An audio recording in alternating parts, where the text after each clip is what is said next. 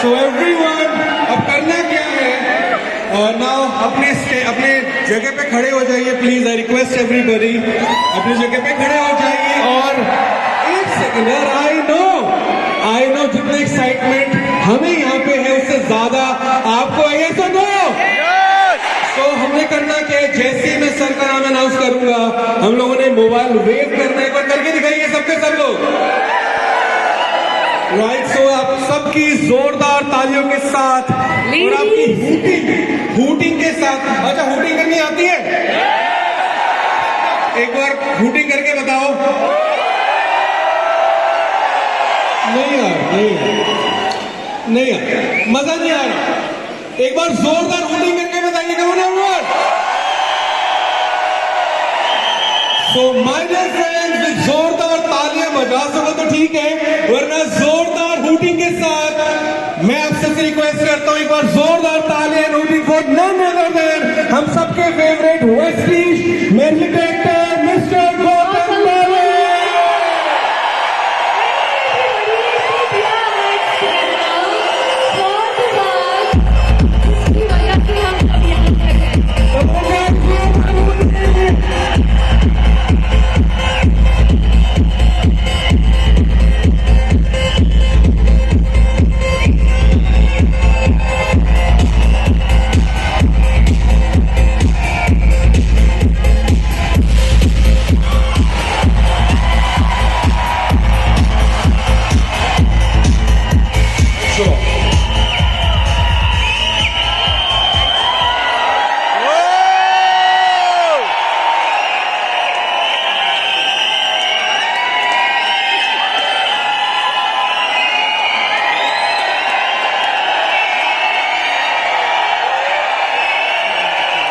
Thank you so much. Please have a seat. Thank you so much for such a और इतना गर्मजोशी से जो आपने मेरा स्वागत किया. I really don't have the words to say कि how overwhelmed I'm feeling.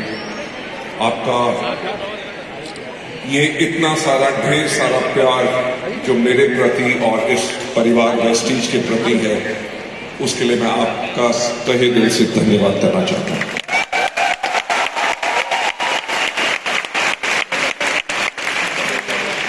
Ladies and gentleman, मैं आज आप लोगों का ज्यादा समय नहीं लूंगा क्योंकि आज का दिन जो हमारा अवार्ड फंक्शन है ये आप लोगों के लिए है और आप लोगों के लिए ही इस अवार्ड फंक्शन को बनाया जाता है ताकि आपने जो मेहनत की, आपने जो सक्सेस पाई, सफलता पाई, उसको हम सेलिब्रेट कर सकें.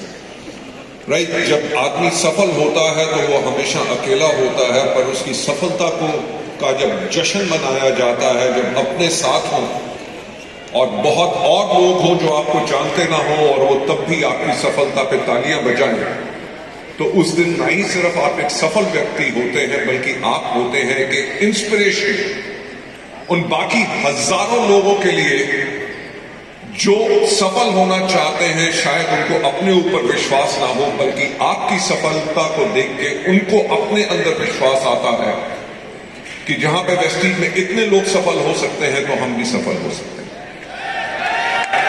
तो आज का अपनी स्पीच शुरू करने से पहले सबसे पहले मैं उन लोगों का हाथ देखना चाहूंगा जो हमारे ब्रॉन्ज डायरेक्टर्स हैं जो आज अवार्ड लेने आए हैं. हमारे ब्रॉन्ज डायरेक्टर्स, फैंटास्टिक. हमारे ब्रॉन्ज डायरेक्टर्स के लिए बहुत ज्यादा जोरदार तालियां.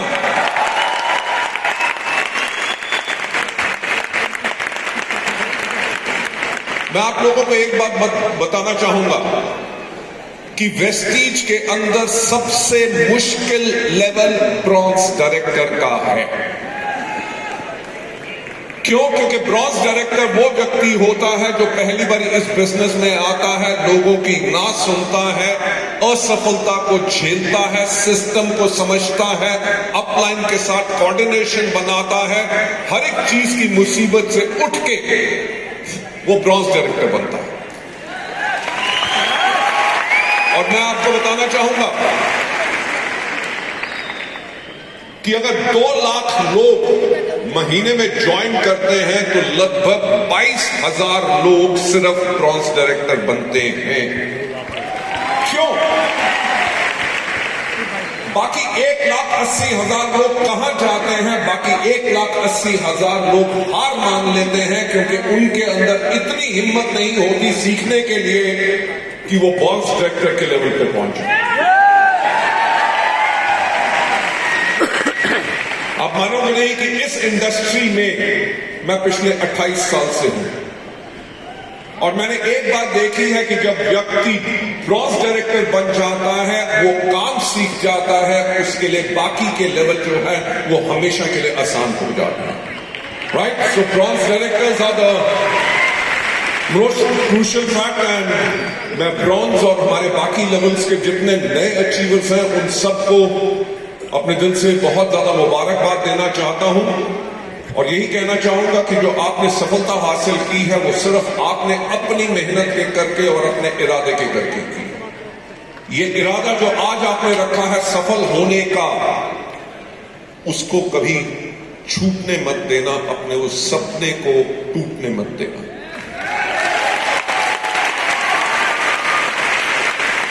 क्योंकि वेस्टीज में हम एक बात हमेशा कहते हैं, हम ये नहीं कहते कि आपके सपने यहां पूरे होंगे, हम ये कहते हैं कि लाखों लोगों के सपने वेस्टीज में पूरे हो चुके हैं। लेकिन मैं हमेशा एक बात कहता हूं कि ये बिजनेस मेरे लिए जुनून है। जुनून इसलिए नहीं क्योंकि वेस्टीज इंडिया की सबसे बड़ी कंपनी है, वर्ल्ड की टॉप 100 कंपनी के अंदर हम हैं, इंडियन मल्टीनेशनल है, इंडिया के अलावा बल्कि 7 और देशों में है, आइवरी कोस्ट और ज्यादा देश हम जल्दी खोल रहे हैं। मैं इस बिजनेस के लिए पैशनेट इसलिए हूं क्योंकि जैसे एक एग्जांपल आज मुझे मिला, जब मैं यहां पे सुबह आया तो एक लड़का मेरे पास आया, कहता सर वेस्टीज के करके पहले जो मैं झुग्गी में रहता था, आज के दिन पे अपने खुद के फ्लैट के अंदर में रहता हूं।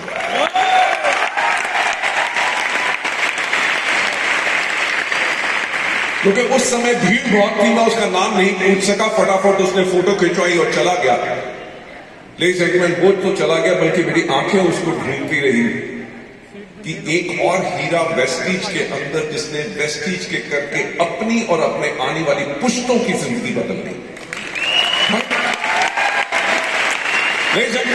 ये पावर है वेस्टीज की। आप लोगों का ज्यादा ना समय लेते हुए मैं जो आप लोगों से आज बात कहना चाहता हूं, अगर आप यहां पे आगे लोगो देखेंगे उसमें एक चीज लिखी हुई है, Vestige is India's most trusted direct selling company.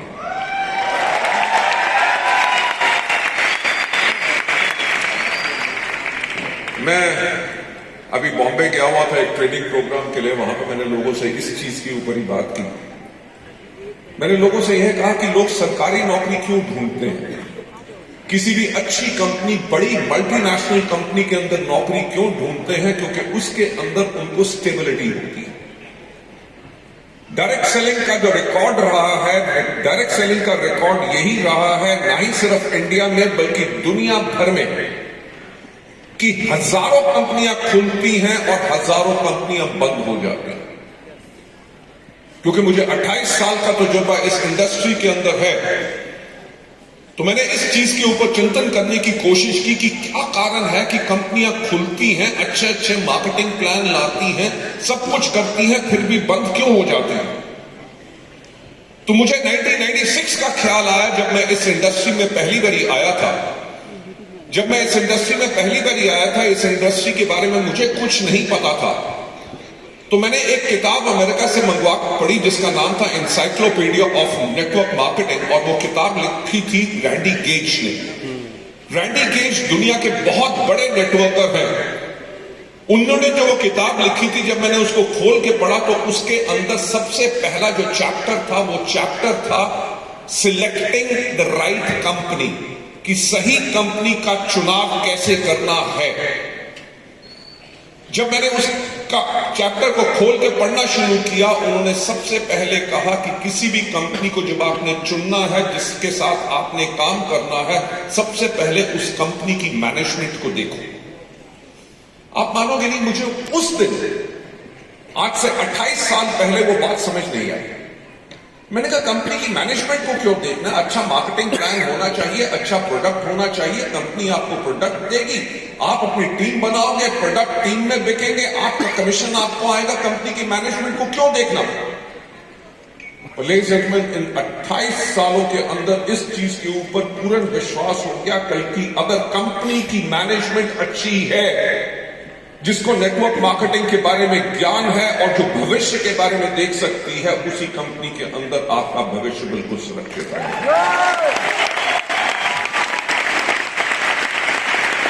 हमें 19 साल लगे, हमने इस अवार्ड के लिए बिड भी नहीं किया था।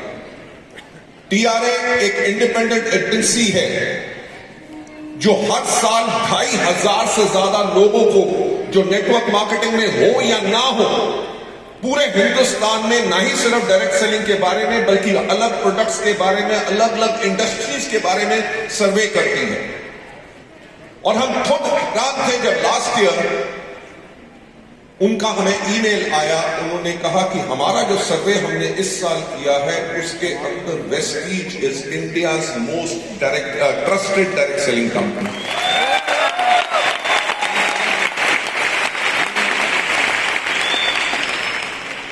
यानी कि मैं जब उस ईमेल को मैं पढ़ा तो मेरे को हंसी आ गई।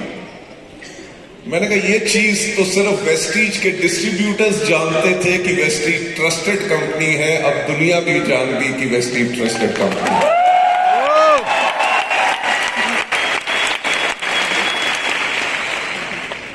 लेडीज एंड जेंटलमैन, मैं आज आपको एक और चीज बताना चाहूंगा। ये जो most trusted direct selling company का हमें अवार्ड मिला, हमारे से पहले 6 साल तक लगातार इंडिया में ये दुनिया की नंबर 1 कंपनी एमवे को 6 साल तक लगातार ये अवार्ड मिला था। राइट, दुनिया की नंबर 1 कंपनी से लोगों ने हटा के ये अवार्ड वेस्टीज को दिया।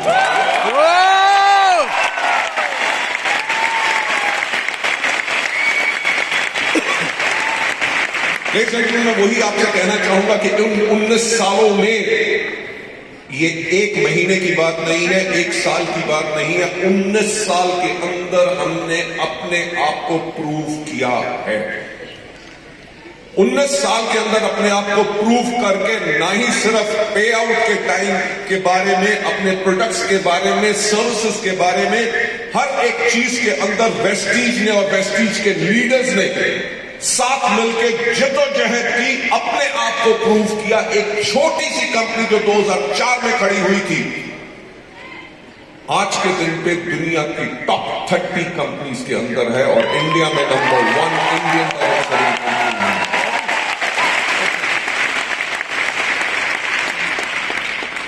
आप में से आज बहुत लोग होंगे जो पहली बारी आए हैं और उनको मुझे सुनने का मौका मिल रहा है। शायद मुझे नहीं पता कि फिर मैं कब आप लोगों के सामने आ सकूं।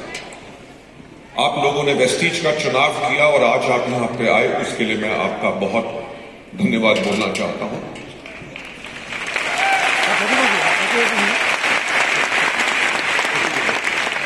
मैं आप लोगों को एक और चीज कहना चाहूंगा कि जिस चीज का आपने चुनाव कर लिया है कि वेस्टीज के अंदर अपना बिजनेस बिल्ड करने का, चाहे जो मर्जी हो जाए, अपना ये फैसला बदलना मत।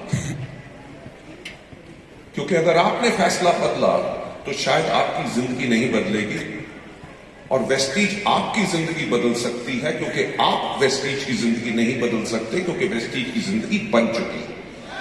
राइट? तो जितने नए लोग हैं मैं उनसे यह कहना चाहूंगा कि फायदा आपका है।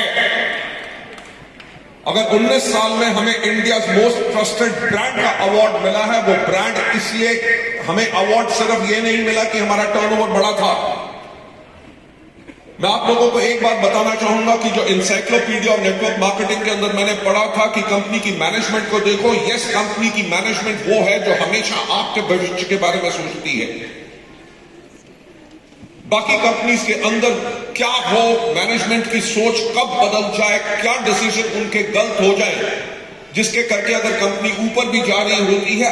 इतिहास गवाह है, हिंदुस्तान के अंदर हजारों कंपनियां खुली 2 साल 3 साल ठीक चली, उसके बाद फिर डूब गई। वेस्टीज एक वो कंपनी है जो हमेशा ऊपर चलती रही। आप लोगों का ज्यादा ना समय लेके मैं थोड़ा सा आपको बताना चाहूंगा। मुझे याद है कि जब हमें 7 साल कंप्लीट हुए थे 2011 के अंदर, जब हमें 2011 के अंदर 7 साल कंप्लीट हुए तो हमने बनाना शुरू किया, क्योंकि 2011 के अंदर नई दशक शुरू हो रही थी, a new decade was starting. हमने 2020 के बारे में सोचना शुरू किया। 2020 के बारे में जब सोचना शुरू किया तो हमने देखा क्या कि 2020 के अंदर हिंदुस्तान की 70% जो जनसंख्या है उसकी उम्र 35 साल से कम होगी। 2011 में जब हमारा टर्नओवर मात्र 50 करोड़ था, हमने अपने लिए लक्ष्य लिया क्या कि 2020 में हम 5,000 करोड़ का टर्नओवर करेंगे। लेकिन 50 करोड़ से 10 साल के अंदर 5,000 करोड़, वही मैं कहता हूं कि सोचने की हिम्मत तो करो।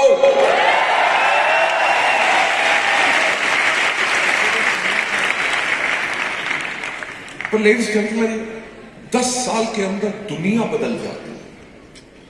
हमने भी देखा कि जब इंडिया एक यंगर नेशन होगा, अगर 70% लोगों की उम्र 35 साल से कम होगी, तो 35 साल के लोगों को क्या पसंद है, किस तरह के प्रोडक्ट्स पसंद है, किस तरह की पैकेजिंग पसंद है, किस तरह के लेबल पसंद है, किस तरह की वेबसाइट होनी चाहिए, किस तरह का कैटलॉग होना चाहिए, किस तरह की आपकी एप्लीकेशन होनी चाहिए, क्योंकि youngsters are very very tech savvy.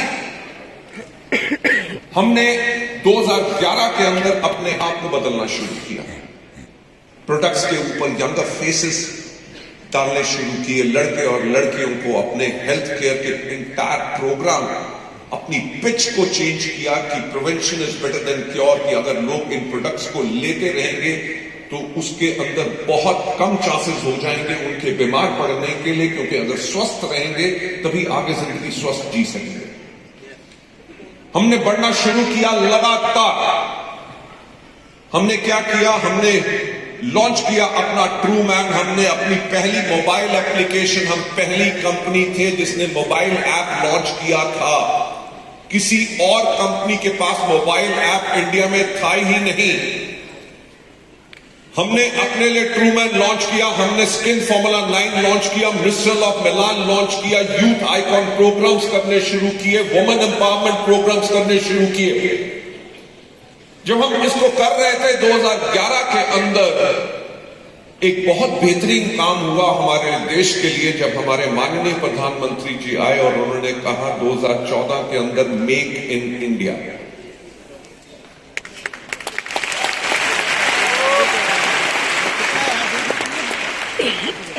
दुनिया ने तो ताली उस समय भी बजाई, बल्कि वेस्टीज क्लब को मांगी। क्यों? क्योंकि हमारी एंटायर एश्योर कैटेगरी जो मिलेट ग्रुप जापान का है, उनकी फैक्ट्री थाईलैंड से बन के आती थी और मेक इन इंडिया के करके इंडिया में इंपोर्ट्स सारी की सारी रुक गई। हम जो ग्रोथ ऐसे कर रहे थे वो इमीडिएटली ग्रोथ ऐसे आनी शुरू होगी। आप मानोगे नहीं कि वेस्टीज आपकी वो कंपनी है जिसने 3 महीने के अंदर अंदर अपना R&D सेंटर खोला। हमारे 35 से ज्यादा प्रोडक्ट जो सारे के सारे जापानीज कंपनी बनाती थी, उनकी रिवर्स इंजीनियरिंग की और 4थे महीने में वो प्रोडक्ट्स इंडिया में बनाने शुरू कर दी।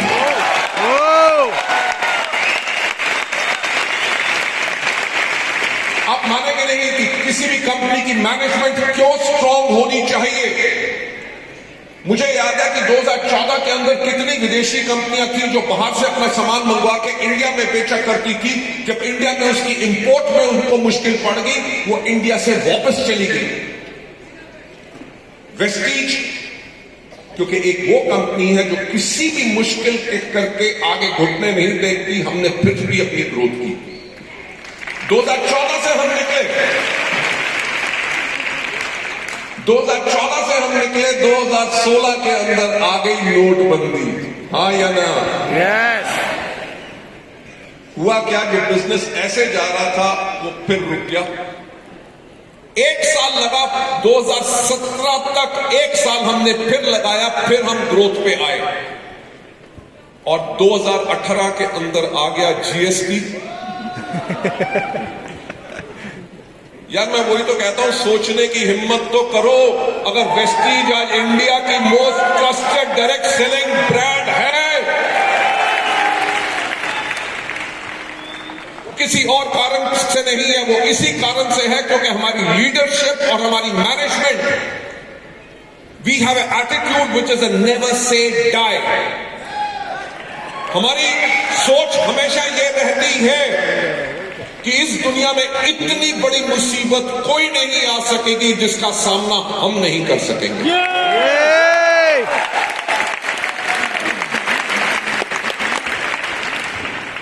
2018 में जीएसटी में आने के करके जो 5% की कैटेगरी थी, उनका टैक्स 12 से लेके 18% हो गया। मार्केट में नेगेटिविटी की कीमत बढ़ गई।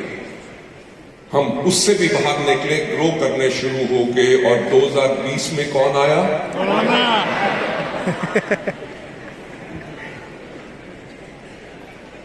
23 मार्च पूरा इंडिया बंद हो गया। सड़क पे सिर्फ पुलिस वाले नजर आते थे अपनी जिंदगी से लड़ते हुए, जब उनके परिवार वाले उनके लिए खौफजदा थे कि हमारे परिवार के पुलिस वालों को कुछ ना हो जाए। हेल्थ केयर वर्कर्स जो हॉस्पिटल में अपनी जान के ऊपर खेल के लोगों की सेवा कर रहे थे, पूरी दुनिया बंद थी।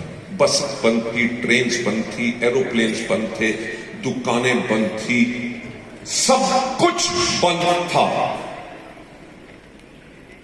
ऐसी सिचुएशन जिसके लिए कोई भी तैयार नहीं था। वेस्टीज को सिर्फ 48 घंटे लगे। किस चीज में?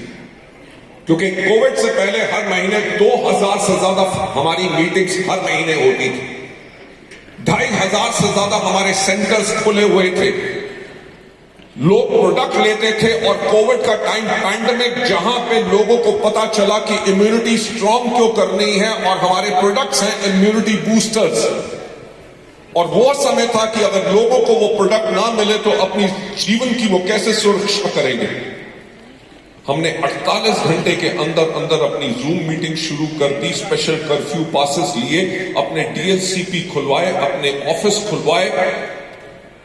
जब सारी दुनिया का बिजनेस बंद था, लोगों की आमदनी जीरो थी, करोड़ों लोगों ने अपनी नौकरी गंवा दी, करोड़ों लोगों की तनख्वाहें आधी से कम हो गई। उस समय में भी एक बिजनेस जो लगातार चलता रहा और लोगों को आमदनी आती रही, वो था सिर्फ एक बिजनेस जिसका नाम है वेस्टीज।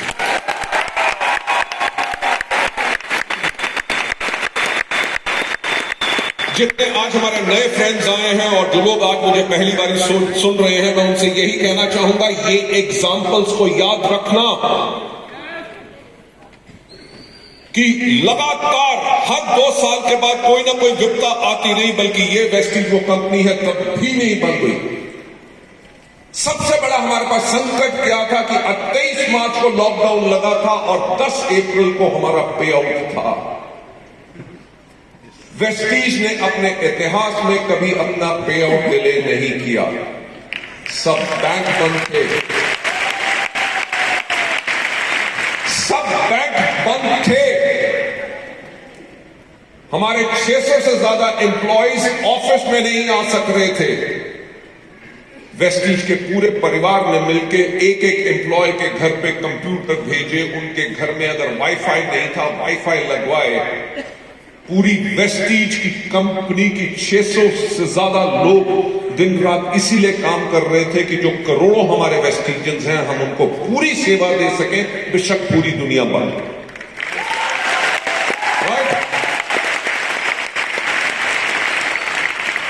और सबसे बड़ी बात क्या है कि 10 तारीख को फिर भी हमारा पे आउट हुआ। मेरा ख्याल से इस चीज से आप एक चीज समझ सकते हैं कि वैल्यू ऑफ कमिटमेंट, कि अगर हमने 10 तारीख अनाउंस की हुई है, पैंडेमिक था, दुनिया का सबसे बड़ा संकट, किसी को कुछ नहीं पता कि क्या करना है, दुनिया कहां जाएगी। उस समय में भी कंपनी ने अपनी कमिटमेंट के ऊपर पूरा उतरी। लेडीज एंड जेंटलमैन, 2020 तो चला गया, अब आ रहा है बहुत जल्दी क्या 2030। 2030 में दुनिया कैसी होगी? कभी सोचने की हिम्मत की? राइट? आप में से जितने गवारे हैं, कभी सोचने की हिम्मत की कि 2030 में आपका साथी कौन होगा? क्या अभी भी सपने ले रहे हो? राइट? ये कुंवार नहीं था जो चीज है।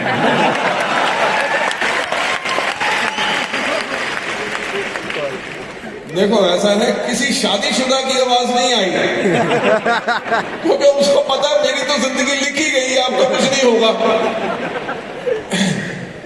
लेकिन मजाक की बात छोड़ के आप लोगों का ज्यादा समय ना लेके मैं यही बात कहना चाहूंगा कि आपकी कंपनी ने 2030 तक का फ्यूचर देख लिया है।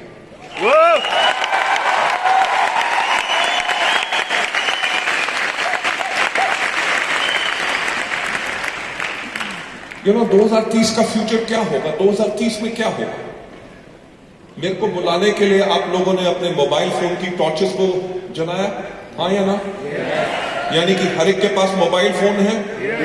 आपके मोबाइल फोन ने क्या किया? टॉर्च को खत्म कर दिया, घड़ी को खत्म कर दिया, अलार्म क्लॉक को खत्म कर दिया, कैमरा को खत्म कर दिया, सीडी प्लेयर, कैसेट प्लेयर सबको खत्म कर दिया, कंपस को खत्म कर दिया, चिट्ठियों को खत्म कर दिया, एसटीडी बूथ को खत्म कर दिया। आज के दिन पे अपने खाने से लेके, टैक्सी से लेके, कहीं के जाने का रास्ता हो, कितना समय लगेगा, सब कुछ आप अपने फोन से करते हैं, हाँ या ना? आज के दिन पे अगर 5G आ चुका है, 2030 में कम से कम 6G या 7G होगा, हाँ या ना? तब क्या होगा? तब होगा ये कि अब जब आप किसी से मोबाइल के ऊपर वीडियो कॉल कर रहे होंगे, शायद वो व्यक्ति अंदर से बाहर निकलेगा, आपको एक किस करेगा और अंदर चला जाएगा।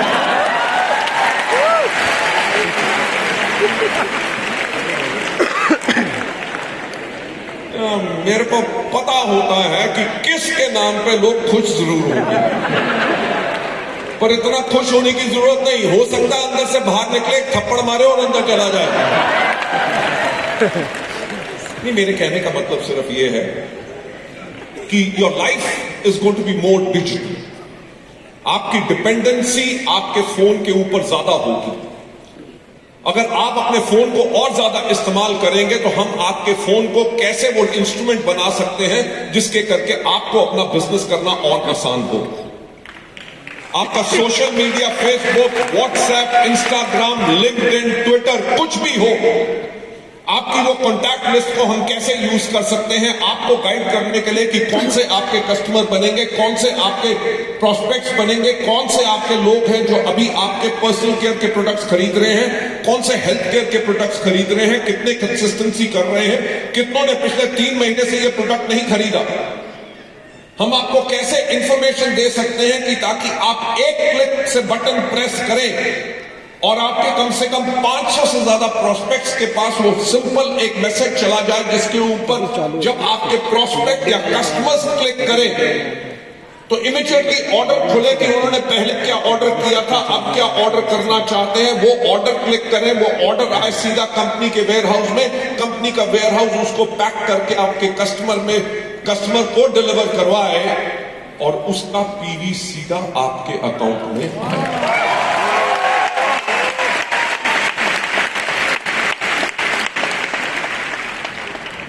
लेडीज एंड जेंटलमैन, वेस्टीज की एंटायर टीम हम कल के लिए काम नहीं कर रहे बल्कि हम हमेशा अगले 10 साल के लिए काम करते हैं।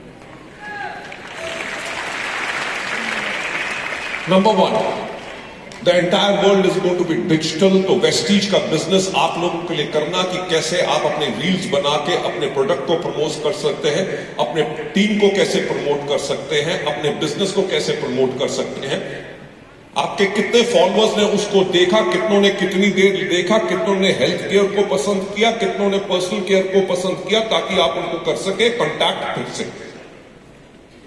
इंपॉर्टेंट चीज, कि आपके जो नए लोग ज्वाइन हुए उनको ऑनलाइन ट्रेनिंग्स कैसे मिले ताकि उनको मीटिंग का अभाव ना हो, उनको गाइडेंस क्या चाहिए। कंपनी एंटायर इंफ्रास्ट्रक्चर इस चीजों पे क्रिएट कर रही है ताकि वेस्टीज के पास 2030 से पहले ही दुनिया का सबसे बेस्ट इंफ्रास्ट्रक्चर है।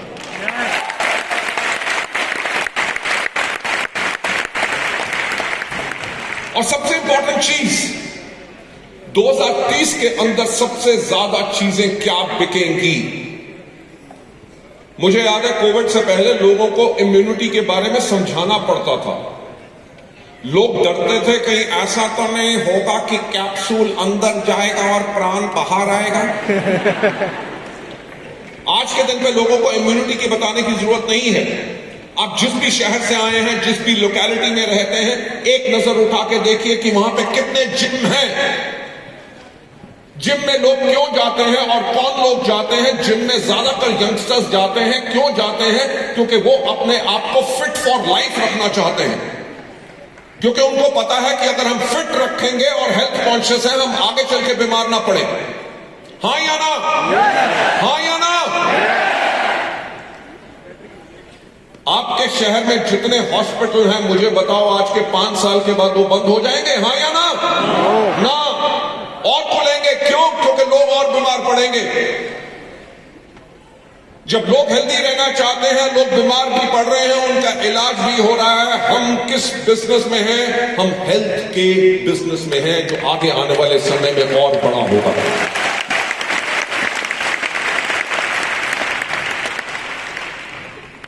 दूसरी चीज, अब आदमी लोगों को तो इसके बारे में शायद पता ना हो, जितनी हमारी महिला परिवार के सदस्य बैठे हैं, मैं उनसे पूछना चाहूंगा, आपके इलाके में कितने ब्यूटी पार्लर हैं? बहुत ज्यादा।